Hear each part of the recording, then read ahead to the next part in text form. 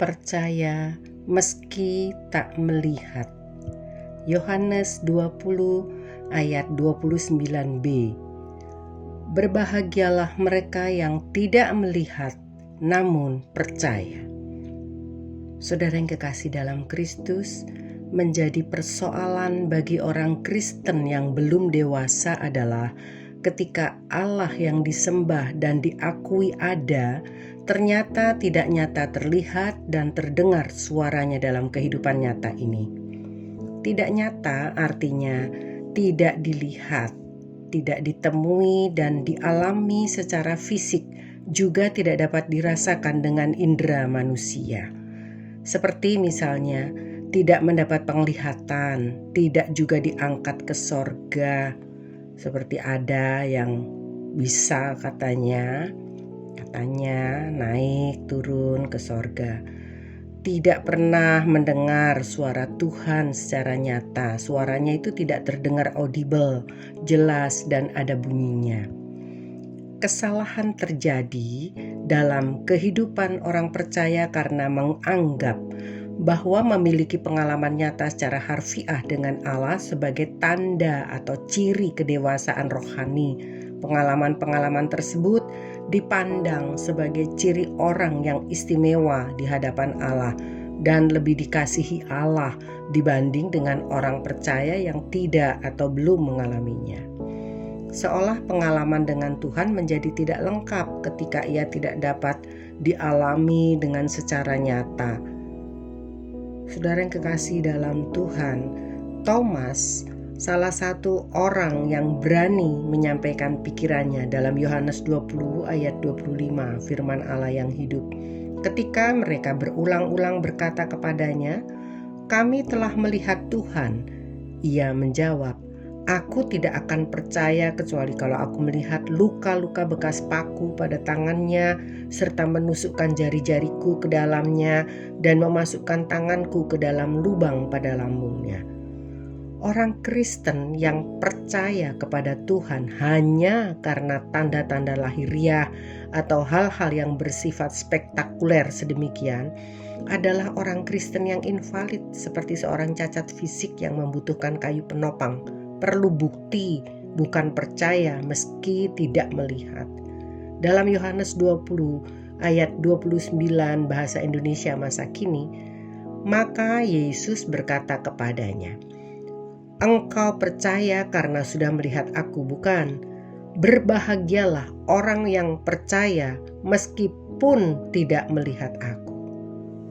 Menurut pernyataan Tuhan Yesus, orang yang tidak melihat atau mengalami hal-hal yang bersifat lahiriah namun percaya, berarti dia berbahagia atau beruntung, menunjukkan bahwa kalau mereka tidak mengalami pengalaman-pengalaman harfiah dan yang terlihat nyata secara fisik sekalipun, bukan berarti bahwa kualitas rohaninya lebih rendah atau kurang dewasa rohaninya. Ketika seseorang tetap mempercayai Allah tanpa syarat, itulah membuktikan kualitas percayanya. Saya ulang, ketika seseorang tetap mempercayai Allah tanpa syarat, itulah yang membuktikan kualitas percayanya. Inilah percaya, iman yang benar dan luar biasa. Seperti dikatakan dalam 1 Petrus ayat 1 Petrus 1 ayat 8. Sekalipun kamu belum pernah melihat Dia, namun kamu mengasihinya, kamu percaya kepada Dia, sekalipun kamu sekarang tidak melihatnya. Kamu bergembira karena sukacita yang mulia dan yang tidak terkatakan. Amin, puji Tuhan. Saudara yang kekasih dalam Kristus, jika tidak pernah punya pengalaman rohani yang heran bersama Tuhan dan bisa dilihat dengan mata jasmani, atau belum juga mengalami pengalaman spektakuler, hendaknya kita tidak berkecil hati dan merasa kehidupan rohani ini lebih rendah dari mereka yang mendapat karunia penglihatan sedemikian. Apalagi sampai berpikir bahwa kita ini kurang dikasihi Allah. Kuasa supranatural sepenuhnya dapat terjadi atas otoritas, kendali dan wewenang Allah saja, dan dikerjakan oleh kuasa Roh Kudus. Itu tidak berarti kita tidak layak atau Allah tidak adil bila bukan kita yang dikehendaki dapat mengalaminya. Tetapi orang percaya harus tetap berdoa agar kuasa supranatural itu tetap bekerja dan bekerja lebih lagi dan lagi di akhir zaman seperti yang telah dijanjikan melalui nubuatan Nabi Yoel dalam Yoel 2 ayat 28-30. Kemudian daripada itu akan terjadi bahwa Aku akan mencurahkan rohku ke atas semua manusia. Maka anak-anakmu laki-laki dan perempuan akan bernubuat. Orang-orangmu yang tua akan mendapat mimpi. Teruna-terunamu akan mendapat penglihatan-penglihatan. Juga ke atas hamba-hambamu laki-laki dan perempuan akan kucurahkan rohku pada hari-hari itu. Aku akan mengadakan mujizat-mujizat di langit dan di bumi, darah, api, dan gumpalan asap. Saudara yang kekasih dalam Kristus, orang percaya harus bertumbuh dewasa, belajar mempercayai Allah tanpa tanda-tanda lahiriah sekalipun. Tuhan yang berhak memilih dan menentukan karunia-karunia berbeda supaya dapat saling melengkapi dan menjauhkan orang percaya dari merasa diri sombong dan merasa sudah super rohaninya. Kualitas percaya seseorang kepada Tuhan bukan terletak pada keyakinannya pada kuasa Allah yang nyata dilihatnya dan dapat dialaminya. Sebab Allah mengerjakan segala sesuatu di bawah otoritasnya dan untuk memenuhi maksudnya, kehendaknya, bukan karena menuruti kemauan dan tujuan atau motivasi manusia itu sendiri. Jadi secara tidak langsung dia mau mengatur dan memaksa kepada Allah. Itulah sifat manusia. Dengan menggunakan dan memanfaatkan nama Yesus dalam memenuhi maksud dan tujuan manusia itu sendiri, dan bukan ditujukan untuk memuliakan Allah dengan kehendak dari pihak Tuhan, seolah membuat Allah tidak berdaya dan akan mau saja menuruti keinginan manusia. Itu salah, keliru pandangan demikian. Saudara, seharusnya prinsip setiap orang percaya adalah jadilah kehendakmu di bumi seperti di sorga. Biarkan kehendak Tuhan yang jadi melebihi keinginan dan impian kita.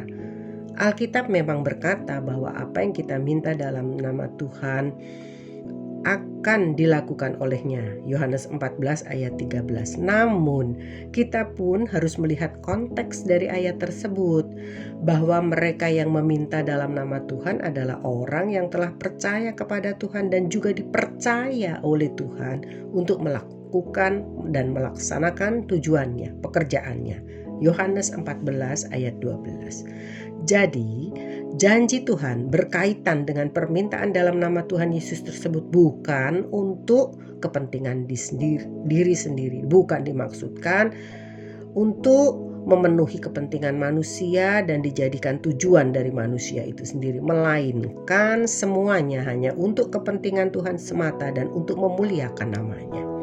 Saudara yang kekasih dalam Tuhan, kualitas percaya ditentukan oleh kesediaan untuk taat saudara, tunduk dan menerima apapun yang harus dialami tanpa menuntut dan tanpa memaksakan kehendak Allah untuk berbuat sesuatu yang sesuai dengan keinginannya. Untuk memiliki kualitas percaya seperti ini memang tidak mudah. Murid Tuhan Yesus yang selalu bersama dengannya juga masih mempertanyakan kapan Tuhan akan memulihkan kerajaan Israel jasmani.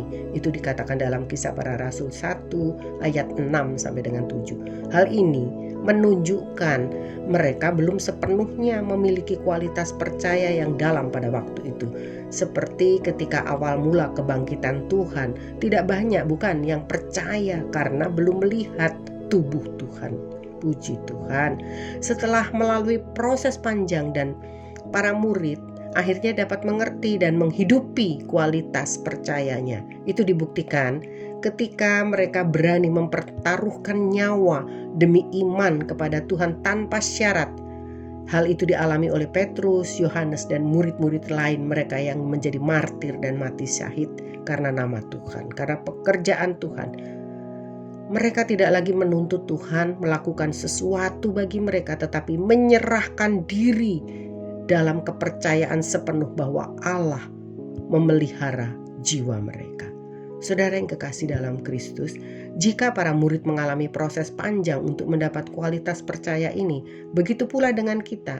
Kita akan mengalami proses panjang untuk mencapai titik ini asalkan bersedia diubah oleh Tuhan.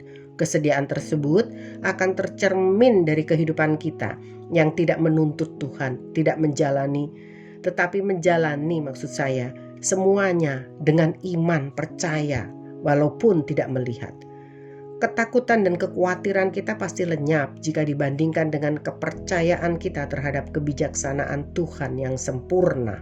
Inilah yang akan membawa kita memiliki kualitas percaya yang luar biasa sehingga kita bisa mengikuti jejak dan teladannya yang telah taat sampai akhir, sampai mati disalib di Golgota. Filipi 2 ayat 8. Kita akan perhatikan sekali lagi ayat ini. Dan di dalam keadaan sebagai manusia, ia telah merendahkan dirinya dan taat sampai mati, bahkan sampai mati di kayu salib. Amin, puji Tuhan. Tuhan Yesus memberkati kita semua.